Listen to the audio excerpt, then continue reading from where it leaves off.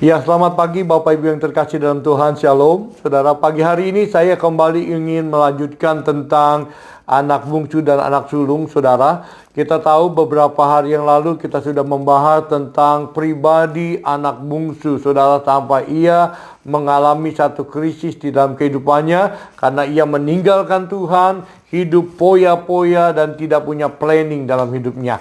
Nah, yang menarik di sini adalah tentang anak sulung, saudara. Ketika ia mendapatkan berkat dari bapaknya dibagi-bagikan, saudara, dia tetap setia, saudara. Dia tetap bersama dengan bapaknya, dia tetap bekerja bersama bapaknya. Bahkan suatu hari, saudara, ketika dia marah sama bapaknya karena dia melihat bapaknya buat pesta, saudara, dia mulai datang sama bapaknya, saudara, dan ketika bapaknya menghampiri dia mulai berkata, saudara, dengan sangat jelas dikatakan gini, tetapi baru saja anak bapak yang telah memboroskan harta kekayaan bapak bersama-sama dengan para pelacur-pelacur, maka bapak menyembelih anak lembu tambun untuk dia. Katanya kepadanya, anakku, engkau selalu bersama-sama dengan aku dan segala kepunyaanku adalah kepunyaanmu, saudara. Nah, ini menarik, saudara, untuk kita bagi bersama-sama sebagai renungan kita, saudara.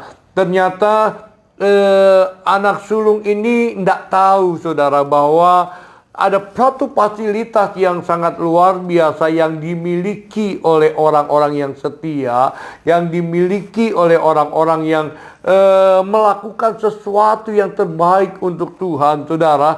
Ya, ada satu fasilitas berkat yang melebihi dari segala-galanya, saudara, ketika dia ada di dalam posisi, ya, sekali lagi, di dalam posisi sebagai orang-orang yang taat dan setia. Apa itu? Yaitu dikatakan dan segala kepunyaan Bapa dikatakan adalah kepunyaan kita. Nah, ini sekali lagi Bapak Ibu yang terkasih dalam Tuhan, ternyata hidup di dalam kesetiaan, saudara, memang penuh dengan tantangan, saudara. Ya, hidup di dalam ketaatan, saudara, memang penuh dengan yang namanya tantangan, saudara. Ya kan, hidup dia tidak menyimpang ke kanan dan ke kiri, saudara. Memang banyak sekali ujian dan cobaan, saudara. Tetapi ketika kita sebagai orang-orang yang hidup di dalam ketaatan, kesetiaan, tidak menyimpang ke kanan dan ke kiri, sebetulnya ada sesuatu yang Tuhan siapkan buat setiap kita. Apa yang dimiliki Bapa, itu dimiliki juga menjadi hakmu. Saya teringat, saudara, ketika Tuhan berbicara semua miliknya adalah kepunyaan dari anak sulung itu. Saya teringat, saudara, Galatia 3 ayat 29 yang berkata begini, dan jika kalau kamu adalah milik Kristus, maka kamu juga adalah keturunan Abraham dan berhak menerima janji Allah.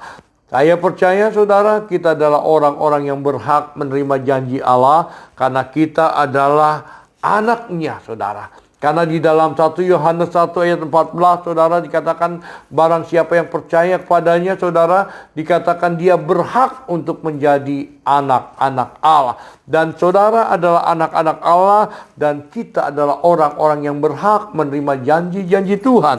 Dalam Roma 8 ayat 17 berkata begini, dan jika kita adalah anak, maka kita adalah juga ahli waris, maksudnya orang-orang yang berhak menerima janji Allah yang akan menerimanya bersama-sama dengan Kristus, yaitu jika kita menderita bersama-sama dengan Dia, supaya kita juga dipermuliakan bersama-sama dengan Dia.